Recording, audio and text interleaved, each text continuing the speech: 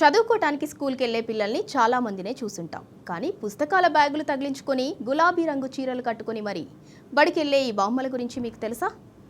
ఆజీబాయి చీసాల మహారాష్ట్రలోని తానే జిల్లాలోని ఓ మారుమూల పల్లెటూరులో ఉన్న బామ్మల బడి ఇది. 2016లో విమెన్స్ డే సందర్భంగా నిరక్షరాస్యులైన వృద్ధ మహిళల కోసం దీన్ని ఏర్పాటు చేశారు.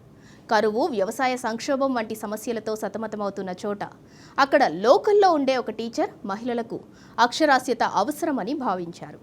ఆయన ఆలోచనకు ఓ చారిటబుల్ ట్రస్ట్ సహకారం అందించడంతో ఆ స్కూల్ ఏర్పాటైంది. రోజు మధ్యాహ్నం 2 నుంచి 4 గంటల వరకు ఇక్కడ తరగతులు నిర్వహిస్తారు.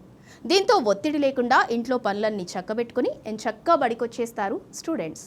గులాబీ రంగు చీరలను యూనిఫామ్గా ధరించి మరీ హాజరవుతారు. నడవలేని నానమ్మ, చూపు తగ్గిన అమ్మమ్మ, ఇలా 60 నుంచి 94 ఏళ్ల మధ్య ఏజ్ వీరిది. అక్షరాలు, పదాలు, పద్యాలు, అంకెలు, ఆటపాటలు నేర్చుకుంటున్నారు. ఇవన్నీ వారిలో ఆత్మవిశ్వాసాన్ని నింపుతున్నాయట. అంతేనా, బస్సుల మీద పేర్లు చదువుతున్నారు. తమ బ్యాంకు లావాదేవీలు తామే నిర్వహించుకుంటున్నారు. ఇది చాలదు, నేర్చుకోవటానికి ఏజ్తో సంబంధం లేదని చెప్పడానికి.